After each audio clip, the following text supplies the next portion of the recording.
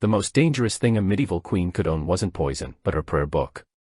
In its margins, she would hide a secret diary, using a code of flowers and beasts to record her sins. After her death, her husband's first act wasn't to mourn, but to find that book, and burn it. In the profound and heavy silence that follows a royal death, when the queen's chambers still held the ghost of her presence, a faint, lingering scent of her perfume mingled with the funereal smell of beeswax and decaying flowers, the king would come alone. He moved through the familiar rooms not as a grieving husband, but as a careful and methodical executor. His purpose was not to mourn, but to erase. He had come to meticulously cleanse the historical record, to expunge any unofficial trace, any unsanctioned narrative that might tarnish the immaculate surface of his honor or, more importantly, cast the faintest shadow of doubt upon the legitimacy of his heirs.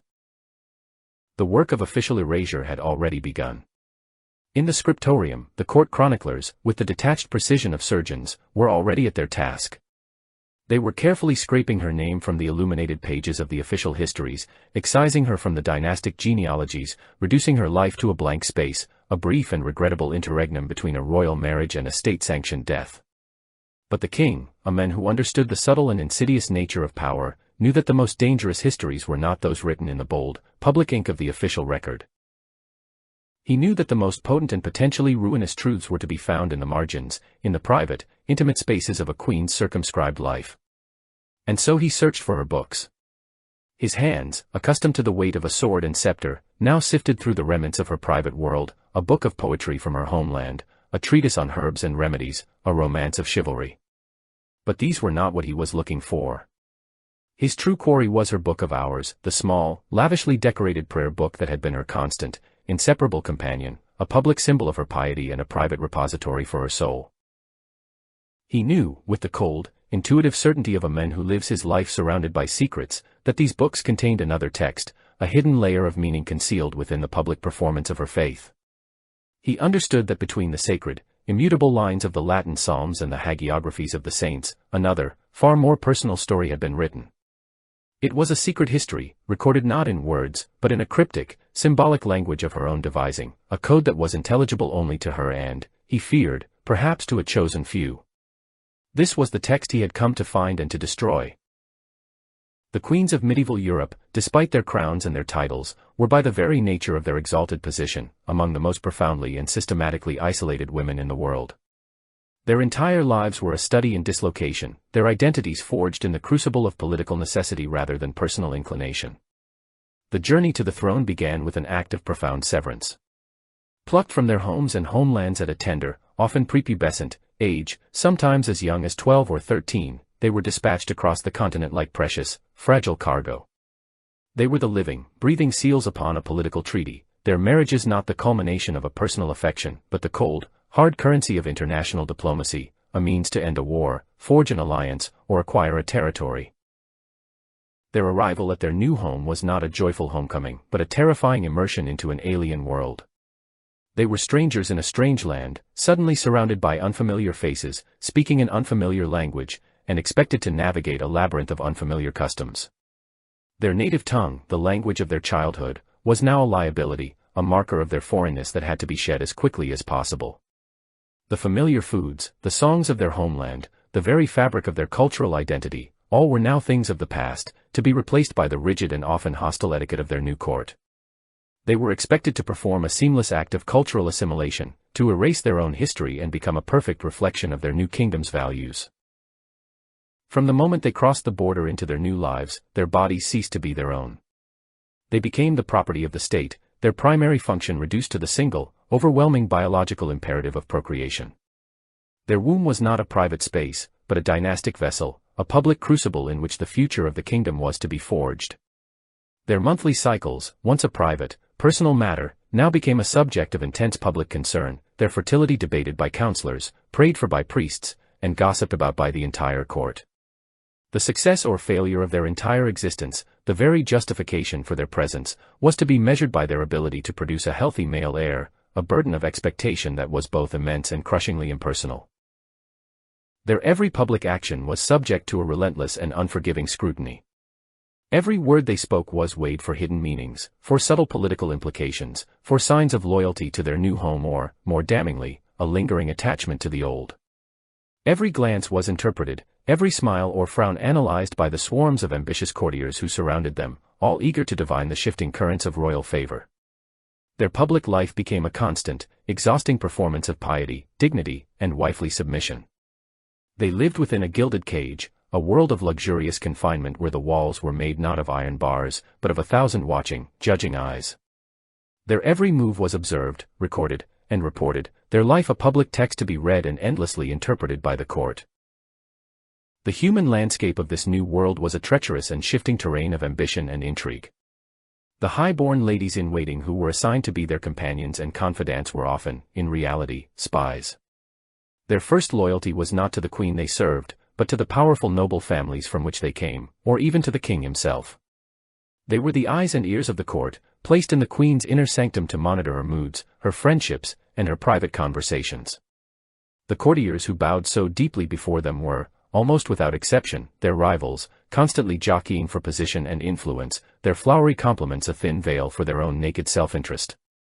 In this labyrinth of whispers and silk, a true friend was a dangerous luxury, and an unguarded word could be a fatal, career-ending mistake. Even the central and defining relationship of her life, her marriage to the king, was often a source of profound emotional desolation. The king was her master before he was her husband, his relationship with her governed by the rigid protocols of the court and the cold necessities of statecraft, rather than by any personal affection. He was often a stranger, a man she had met for the first time only days before their wedding. His visits to her bedchamber were frequently formal, scheduled events, a matter of state duty designed solely to produce an heir. The act of love, in this context, was stripped of all tenderness and intimacy, transformed into a cold, mechanical transaction, a biological duty to be performed for the good of the realm. In the lonely, silent darkness of the great royal bed, the queen was often just another territory to be conquered, another vassal to be brought to submission. In this suffocating atmosphere of total surveillance, political intrigue, and emotional isolation, a queen had only one truly private space left to her, the inner landscape of her own soul. And there was often only one safe, physical place where she dared to record the unfiltered, unsanitized truths of that inner world, the pages of her personal books. These were not just objects of devotion or idle entertainment, they were the silent, paper and ink confidants of a woman who had no one else in the world to trust. They were the secret repositories of her uncensored self, the only place where she could be something more, and something other, than just a political symbol, a dynastic vessel, a queen. Her Book of Hours, in particular, was the perfect and most ingenious vessel for this secret, parallel life. As an object of profound and conspicuous piety, it was entirely above suspicion. It was her constant companion in the royal chapel, at her bedside, even on her travels, its presence a constant, public testament to her devotion and her virtue. No one, not even the most suspicious of kings or the most jealous of courtiers, would dare to question her attachment to it, nor to pry into the holy words and sacred images contained within its pages. It was the one object in her possession that was truly, unequivocally, and unassailably, hers. And so, it was within the safe, sanctified borders of this prayer book, a space protected by the very piety it represented, that she could create her other text, her secret diary hidden in plain sight.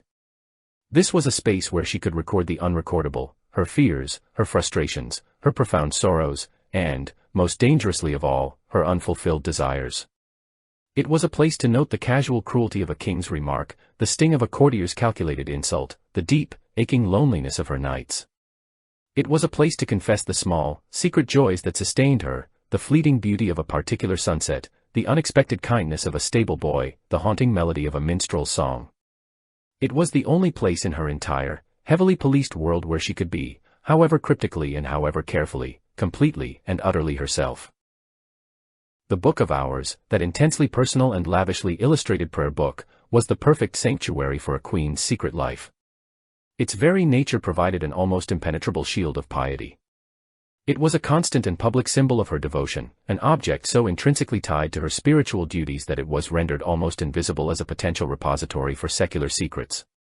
To question her use of it, to pry into its pages, would be an act of profound disrespect, an accusation of impiety that few would dare to make.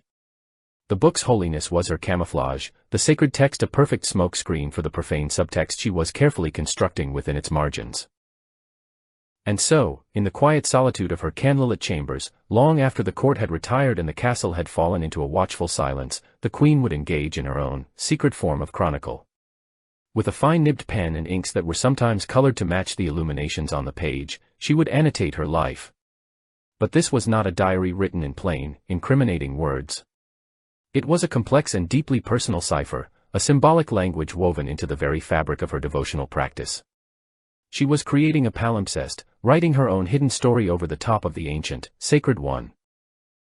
The code was a fluid and intuitive one, a tapestry of symbols drawn from the natural world, from heraldry, from the bestiaries and romances she had read as a girl. Each symbol was a vessel for a specific memory, a specific emotion. On the margin of a page depicting the agony of Christ on the cross, a passage of immense and holy suffering, she might carefully draw a single, tiny, withered rose, its petals brown and curling at the edges. To an outside observer, it was a simple, pious meditation on the transience of life. But to her, it was a permanent, indelible record of a cruel word spoken by the king at dinner, a small, sharp act of humiliation that had pierced her heart. On another page, beside a psalm pleading for God's mercy and the forgiveness of sins, she might sketch the faint, silver crescent of a new moon.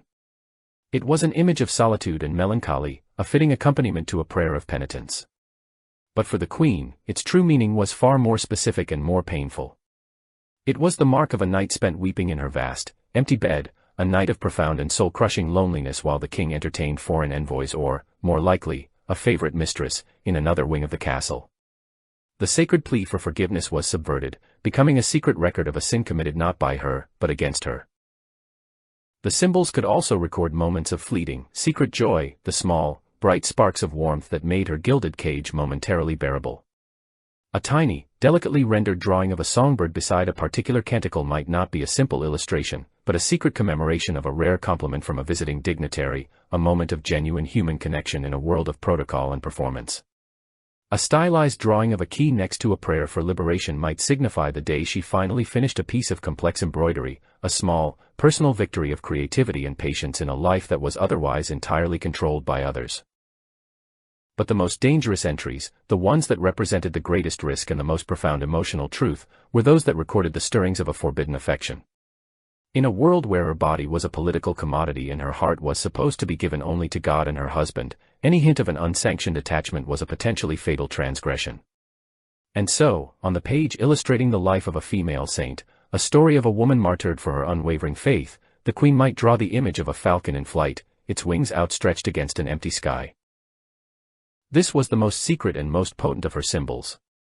The falcon, a noble and predatory bird, was the heraldic crest of a particular young knight at court, a man whose gaze, during a recent tournament, had lingered on her for a moment too long. In his eyes, she had not seen the usual mixture of deference, awe, and calculation that she saw in the eyes of every other man. Instead, she had seen, or had allowed herself to imagine that she had seen, a flicker of genuine, unfeigned admiration, a recognition of the woman beneath the crown. This single, stolen glance was a dangerous and intoxicating treasure, a secret she could replay in her mind in the lonely hours of the night. The act of recording this moment, of transforming the fleeting, ephemeral glance into a permanent, physical mark on the page, was both a comfort and a terrible risk. It made the moment real, tangible, something she could return to and draw strength from. But it also created a piece of evidence, a tiny, cryptic confession of a thought crime, a potential seed for her own destruction. The prayer book, once a simple tool for her salvation in the next world, had now become a deeply compromised object, a double-edged sword that offered her solace in this life at the risk of her very existence. This secret language of flowers, beasts, and celestial bodies was her only true form of self-expression, her only rebellion against a world that sought to erase her individuality. It was a silent, one-woman insurrection conducted in the margins of a holy text. The book became a mirror of her soul, its sacred images and her secret annotations blending into a single, complex portrait of a life lived in the suffocating space between public duty and private desire.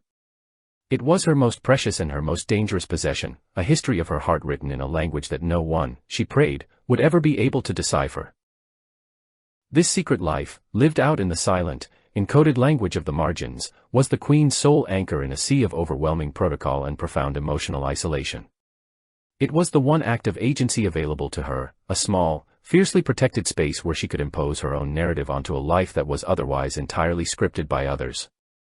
The nightly ritual of opening her book of hours, of translating the chaotic, unspoken emotions of her day into a neat, cryptic symbol, was a vital and necessary act of psychological survival.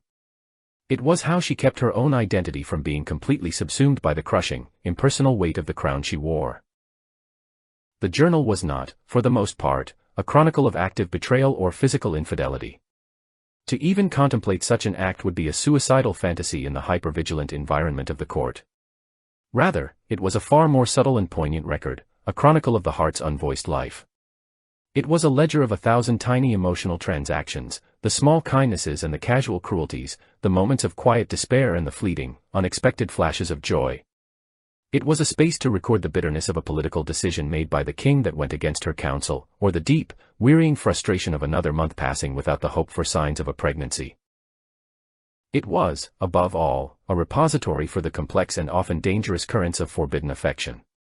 This was rarely a record of a consummated affair, but of the far more common and perhaps more painful experience of a platonic, unrequited, or imagined love.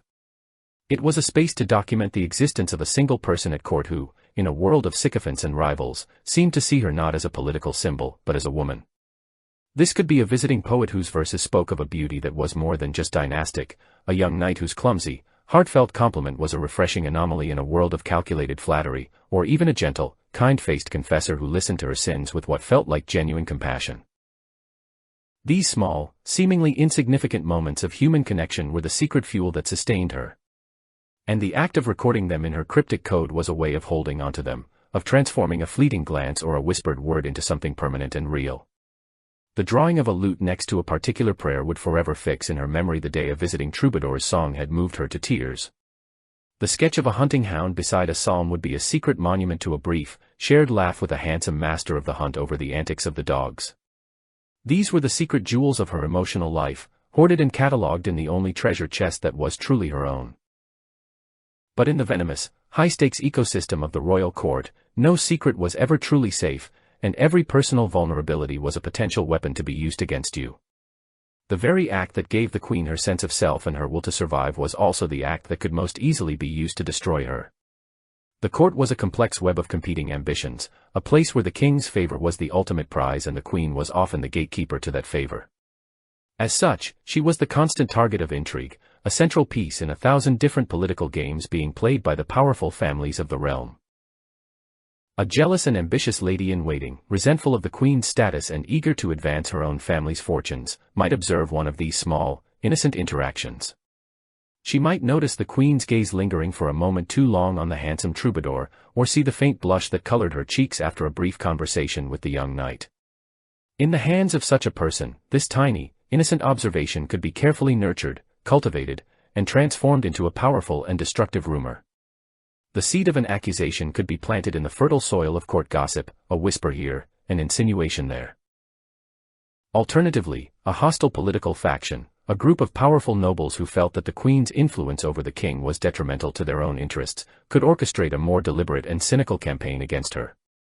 They might see her as an obstacle to their ambitions, a foreign influence to be removed, or simply a convenient pawn in their larger struggle for power against the king. For such a group, the queen's personal life was not a matter of human interest, but a strategic vulnerability to be exploited. An attack on the queen's honor was one of the most effective ways to weaken and destabilize the king. These forces, whether born of personal jealousy or cold political calculation, could take the thinnest, most insubstantial of threads and weave them into a thick rope of damning evidence. The queen's preference for a particular poet's music could be recast as a series of secret musical trysts. Her kindness to a young page could be twisted into a tale of unnatural affections. And any small, cryptic symbol discovered by a prying spy in the margins of her prayer book, no matter how innocent its true meaning, could be presented to the king as the irrefutable, coded proof of a long-standing and treasonous affair. The queen's secret garden of the heart could be expertly re-landscaped by her enemies into a fetid swamp of depravity and betrayal. The accusation of adultery, once it was formally made against a queen, was the most devastating and politically explosive charge imaginable. It was a crime that transcended the personal realm of sin and morality, striking directly at the very heart of the kingdom's stability and its future. A queen's fidelity was not a private matter, it was the bedrock upon which the entire edifice of the dynasty was built. To question her honor was to question the legitimacy of her children, to cast the shadow of bastardy over the royal succession, and to potentially plunge the entire realm into the chaos of a succession crisis or civil war. It was, in its essence, a form of high treason, and it was treated with a gravity that surpassed almost any other crime. In this high-stakes environment, the normal standards of evidence and justice were often suspended. A formal accusation, once set in motion by a powerful noble faction, created its own unstoppable momentum. The truth of the matter was often of secondary importance to the political necessities of the moment. Hard, verifiable proof was not required. In its place, a carefully constructed narrative of guilt would be assembled from the flimsiest of materials, the whispers of the court, the testimony of jealous rivals, and, most damningly of all, the coerced confession of the Queen's alleged lover. The unfortunate man who was chosen for this role, whether he was a genuine object of the Queen's affection or simply a convenient and politically expedient target, was doomed from the moment his name was linked with hers. He would be arrested and taken to the dungeons, where, under the relentless and brutal application of torture, he would invariably confess to anything and everything his interrogators demanded. The rack, the boot, and the strappado were instruments designed not to uncover the truth, but to produce a specific, predetermined version of it. His broken, screaming confession, a document written in the ink of his own agony, would then become the cornerstone of the case against the Queen. With this irrefutable confession in hand, the subsequent trial of the Queen was rarely a genuine legal proceeding. It was a piece of pure political theater, a public spectacle designed not to determine guilt or innocence, but to formally ratify a decision that had already been made in the secret councils of the powerful. The Queen would be brought before a tribunal of high-ranking nobles and clergy, a panel of judges who were often the very same men who had orchestrated her downfall. She was a prisoner in a courtroom where her accusers were also her jury and her judges. She was often denied the right to speak in her own defense, her voice silenced by the rigid protocols of the court.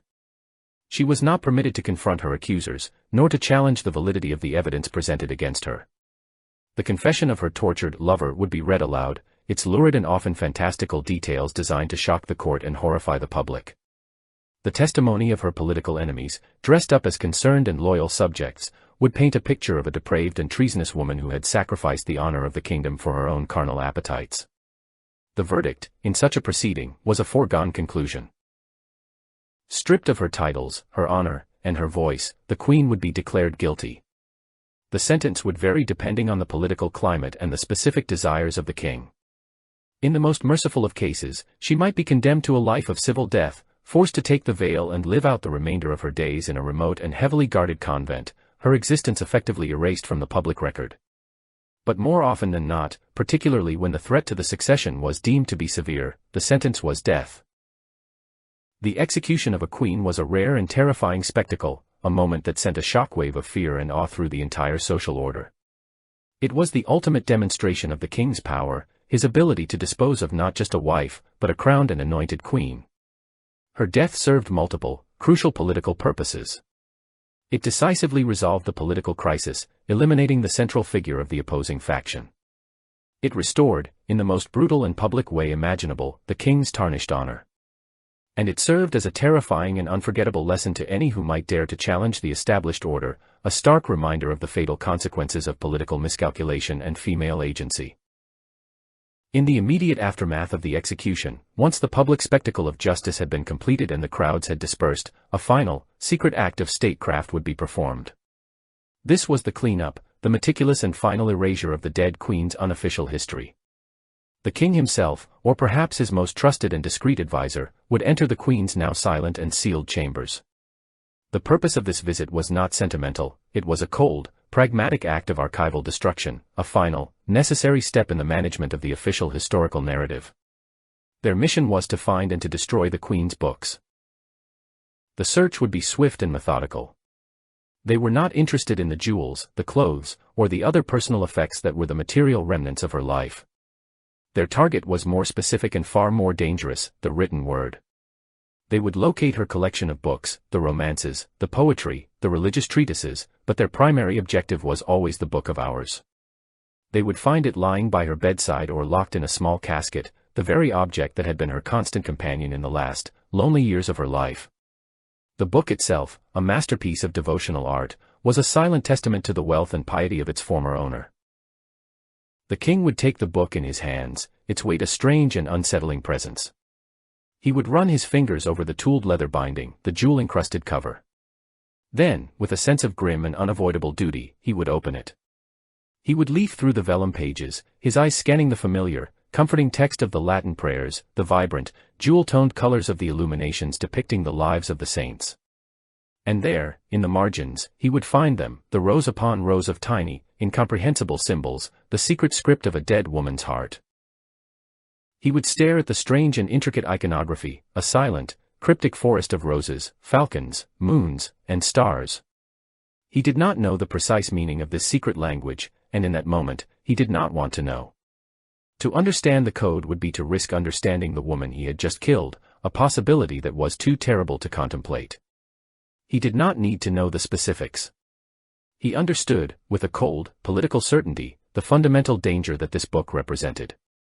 It was a competing narrative, a primary source document that contained the seeds of a different, and potentially treasonous, version of history. He could not take the risk that, years or even decades later, this book might fall into the wrong hands.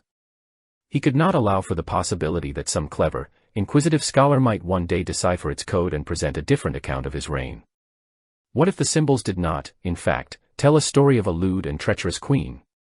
What if they told a different, more tragic tale, the story of a lonely, isolated woman seeking solace in a world that had offered her none? This was a possibility that the official record, the one being so carefully curated by his chroniclers, could not afford to entertain. What if the recurring symbol of the falcon, which his spies had so confidently interpreted as the code for her lover, was, in fact, something else entirely? What if it simply marked the days when the king's falconers had held a hunt, a rare and beautiful spectacle that had brought a moment of joy into her circumscribed life? What if the withered rose, presented at her trial as a symbol of a love affair gone sour, was actually a secret record of his own cruelty, a mark for a day when a harsh word from him had made her feel discarded and worthless? The book was a Pandora's box of alternative interpretations, a dangerous and unpredictable historical artifact that threatened the simple, brutal clarity of the official verdict. The book was too dangerous to be preserved. It contained her truth, and her truth, whatever it might be, was a direct threat to his. It was a testament to a life that he had failed to understand and had chosen to destroy. It was a silent, eloquent accusation that might one day find a voice and a translator. And so, with a final, decisive movement, he would walk to the great stone fireplace that dominated the chamber. He would not hesitate. He would not allow himself a final moment of sentimental reflection. He would simply act. He would toss the book into the heart of the fire. For a moment, it would lie there, its beautiful, illuminated pages resisting the heat. Then, the edges of the vellum would begin to curl and blacken. The gold leaf would bubble and melt. The vibrant blues and reds of the illuminations would flare and then turn to ash. The flames would consume the carefully inscribed prayers and the secret, cryptic symbols with an equal and indifferent hunger. The secret history of a queen's heart, her joys, her sorrows, her loves, and her fears, would be transformed into a handful of gray, silent dust. As he watched the last of the pages burn, a sense of grim satisfaction would settle over him. The final loose end had been tied up. The last competing voice had been silenced. The historical record was now secure, its narrative clean, simple, and undisputed. The official story, the one that would be told for generations to come, was now the only story. The complex, tragic truth had been reduced to ash and smoke. History, once again, had been written by the victors. The fire in the hearth was not just consuming a book, it was consuming a life, a memory, and a truth, ensuring that the only story left to tell was his.